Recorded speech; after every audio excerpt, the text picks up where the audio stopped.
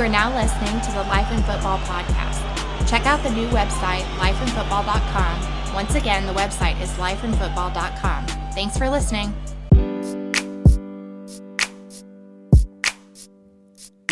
This is a new day to live your life. This is a new day to try to get right. This is a new day to get on track. Yeah, that's life in football. This is a new day to live your life. This is a new day to try to get right. This is a new day to get on track. Yeah, that's life in football. It's life in football. We are life in football.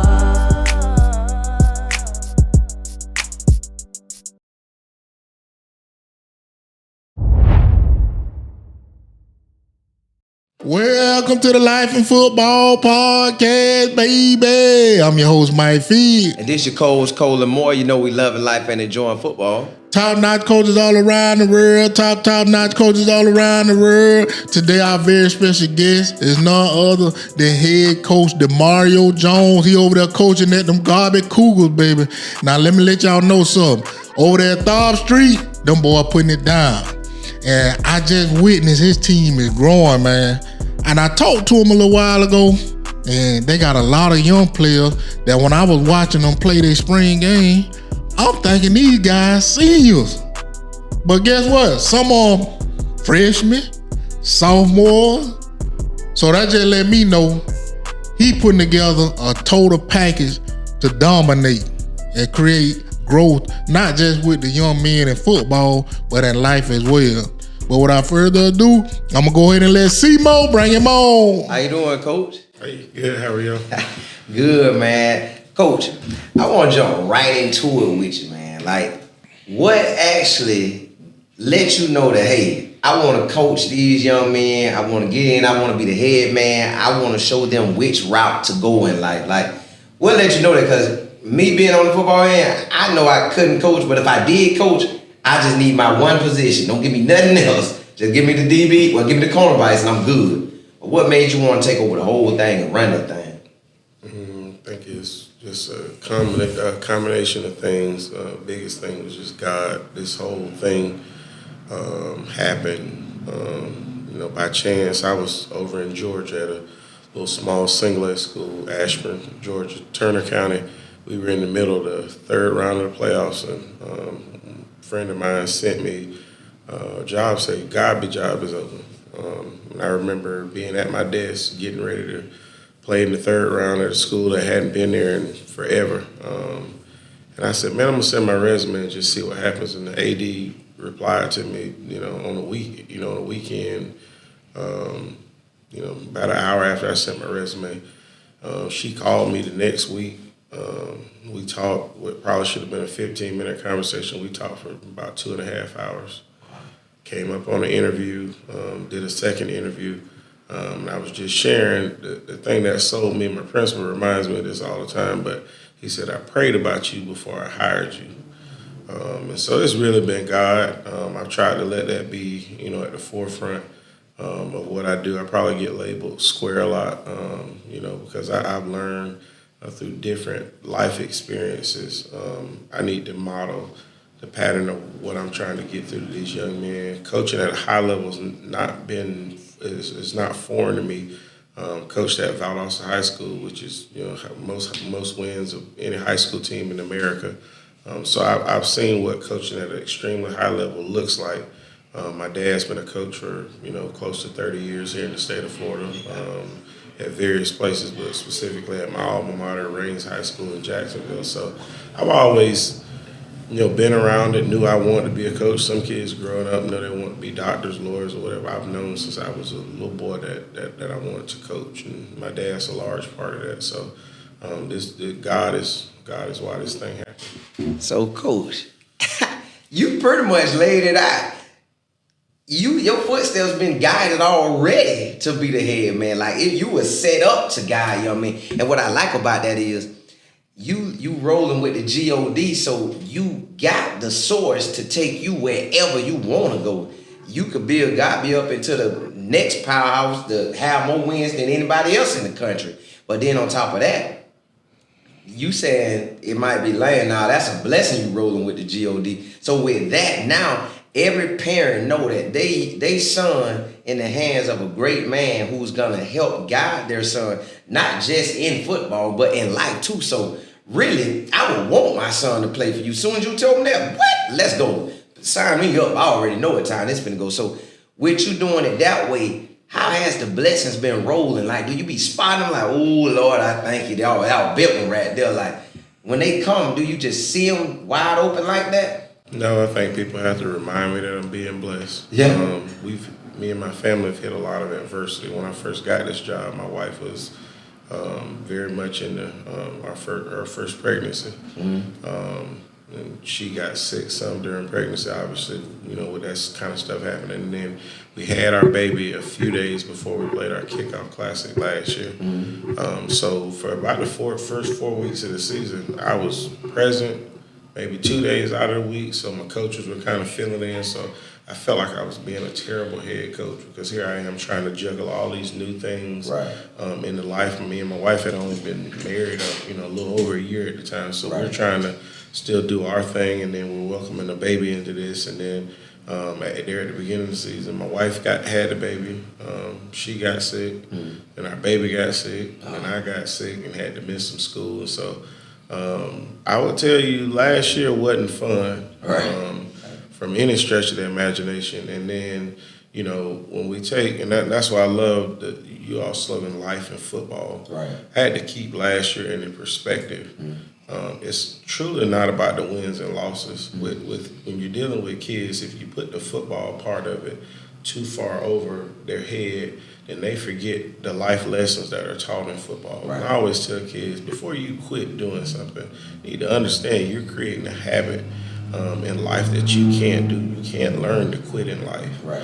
And so for me, I thank God for my wife, who always keeps it into perspective. I thank God for my little girl, Taylor, now, because when I'm having a down moment, somebody will hand her to me. Right. And that reminds me, you know what, I got something greater to be worried about than whatever I'm worried about now. But I know I'm blessed. I see the growth in our kids. I see the growth in our coaches. I just thank God that He gives me what He gives me in order to lead other people. I think you said something earlier about, man, I used to be great just being a defensive line coach. Right. I used to just love it. Yeah. I got all into doing it. That was my group. I didn't have to really worry about anything else. Yeah. Then I started getting added responsibilities on me because I started praying a special prayer. I knew I wanted to touch and reach kids on a different level. And when you're the head coach, you kind of set the standard. And so what I saw last night, just leading up into the spring, we started April the 24th. Mm-hmm. I saw us getting better. Yeah. Physically, I saw us getting better. And so I thank God for that. When I was going home every day, I wasn't going home frustrated because I didn't want to lie to my wife when she say, "How was the day?" Yeah. And I take that serious when we go home and she says, "How was the day?" She wants to know how my day was because, with a little one, she would love to be out there a little bit more than what she's able to. And in our program, we preach family. I've got coaches that bring their kids to our staff meetings. People say, that ain't in place. Y'all coaches, y'all got to get in there and talk. And I've learned this lesson. When we talk about God, I used to think coaching was cussing and fussing. Right. Getting after kids. You the coach, you always right. And then it took one instance where my mom saw me coaching, and what she saw she didn't like. Mm-hmm. That was years and years ago. And so I didn't become perfect in that instance. Right. But I said, you know what? Before I say something to a kid or before I say something to somebody that's coaching, that's giving up time and sacrificing just the way I am, let me try to uplift those people around me. And that's really been the biggest difference going into year 2 in our program. When I first got to Godby, I thought our kids were so angry and upset about so much. And that had more to do with life than it was football. So I knew I better attack that piece before I just try to make us a better football team. And people got to not, they have to not get so far ahead of the process. That's such a cliche term in sports now, trust the process, trust the process. What does that mean? That means when you get hit up against adversity, instead of scrapping everything you say you was going to do, you got to stand in there and you got to hit adversity back because that's life. All of us are grown. We know what adversity feels like. You don't just quit at the first sign of something going wrong. Right. So. Now, Coach, I saw y'all wearing the black helmets last night. And for all y'all who don't know, Godby got a legendary helmet where it's usually white with the blue pole on the side. Now, is this the helmet for the year, or y'all still got the white helmets y'all gonna be wearing?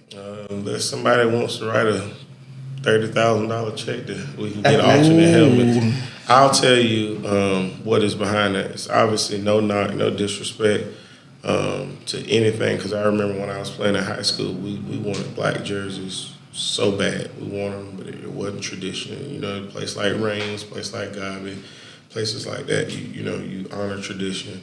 And we really are trying to honor tradition in what we're doing. But I need for, our alumni got people who are really, really proud about our program to get back involved, because our kids are so far away from what the tradition is at Godby. They see the years of the championships. They see all of that stuff. They don't really understand it. So we've got some guys who were a part of that, who's a part of our program now, that I went to and I said, hey, I know this would, how is this going to be received? And, obviously I don't want to disrespect anybody, but I asked our kids, what would help you all be able to feel like you're a part of, or that you're within this? Because ultimately, you're not remembered here unless you got a year up on it that you were a part of, right? Right. So what was something that you would do with Coach? We would love, and this was unanimous or near unanimous across our team. Coach, we like black helmets. I said, if we do this, we're going to still honor, and the paw's going to be blue, and we're going to honor the school colors within what we do, because people don't know silver is actually a part of our school colors. And I would like, in our fundraising efforts here in the next couple of years, to be able to have an all silver set of uniforms where I can honor in certain parts of it the colors and the traditions of Godby. So that was a player's deal. I try to be as much of a player's coach as I can be when they're in the right. And for people who don't understand how down bad it was, if this is going to be something we can do in small part to honor the school and help instill some pride in our kids with the name that's across their chest, then hey, I'm down for it. If somebody wants to be mad with somebody, they can be mad with me. But to know me is to know I'm for kids. I'm for helping raise the next generation of successful young people in the community that we're serving in. So that's what's behind it. So, Coach, this is my last question. Talk about where you from. I know you were talking to me earlier about, you're from Jacksonville, you played at Reigns. How it was for you growing up? So that's what I want to know, how it was for you growing up, and kind of talk about how it is when you were growing up playing ball, where you from. I could get emotional every time I talk about my family. Rooted in two places. My mom's side of the family is from Fort Pierce, Florida, down in South Florida, down in the Treasure Coast area. And then my namesake, my dad's side of the family, is from Jacksonville, Florida. So I identify both of those places as home. Fort Pierce, especially because my grandmother, Gladys Bennett, my mom's mom, is like one of the greatest influences on really all of my side of the family there. She was a teacher. She's a large part of why I wanted to be a teacher. We used to have a running joke that my grandmother could leave her classroom and come back in and ask who's been talking, and then they would raise their hand. Education is a little bit different now. My grandmother taught over 30 years, and so just watching the number of people when we would come in town that just respected her, I wanted that kind of respect. And then to see what my dad has done with all the men and young ladies that he's coached over the years, and how much they respect him as being a coach. So family is everything, and it starts with my mom and dad. They've been married now over 37 years, which is a blessing, especially in this day and age, with the way divorce rates are. And really, I've got aunts and uncles who've been married just as long, if not longer. So it's a blessing to be able to see that now as a fairly newly married man and new father. So family is where it starts. And I couldn't, talking about the beginning, I couldn't talk enough about my wife, Terry, and how much she's not only improved me as a person, but how supportive she is and how great of a mother she is. It's different when you're working every day, you're working so hard, and then you leave work and you just can't wait to get home. I've truly got that kind of house. My house is my place of peace. Yeah. My wife and baby probably would have been sitting here if I would have got them up a little sooner. Yeah. So, yes, Maryland, my blessing. I'm having to be reminded. Hopefully God works with me to help me realize that on my own a lot of times. But I'm just so blessed and fortunate. I've got an older brother who's so active in what I'm doing, who's got his own life, and just have a great support system.